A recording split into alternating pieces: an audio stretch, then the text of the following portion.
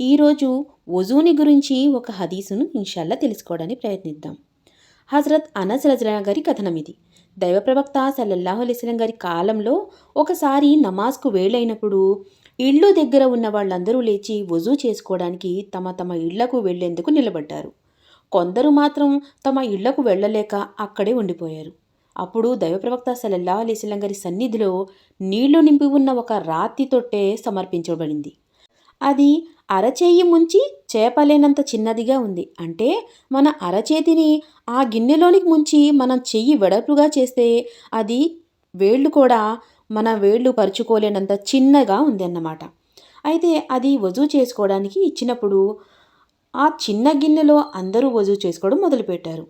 ఈ హదీసు వింటున్నప్పుడు ప్రజలు అనస్ రజల్లాహు గారిని అడుగుతున్నారు, ఆ సమయంలో మీరు ఎంతమంది ఉన్నారు అని. దానికి ఆయన చెబుతున్నారు, 80 మంది కన్నా ఎక్కువే ఉండి ఉంటాము అని చెప్తున్నారు. ఇది బుఖారీ ఉల్లేఖనం. ముస్లిం ఉల్లేఖనంలో ఈ విధంగా ఉంది.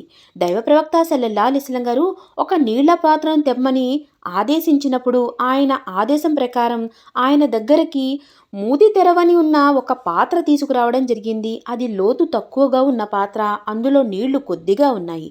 దైవ ప్రవక్త సల్లల్లాహు అలైహి వసల్లం గారు ఆ పాత్రలో తన వేళ్లు ముంచారు. హజరత్ అనస్ రజల్లాహు గారు అంటున్నారు, ఆ సమయంలో నేను దైవ ప్రవక్త సల్లల్లాహు అలైహి వసల్లం గారు వేళ్ల మధ్య నుండి ఊటలాగా నీళ్లు కారడం నేను కళ్ళారా చూశాను అని ఆయన చెబుతున్నారు. ఆ నీటిలో వజూ చేసుకున్న వారిని నేను లెక్క పెట్టాను, వారు 70 నుండి 80 మంది దాకా ఉంటారు అని చెప్పడం జరుగుతుంది. ఇదండి మన దైవ ప్రవక్త సల్లల్లాహు అలైహి వసల్లం గారి ఒక అద్భుతమైన మహత్యం ఇది.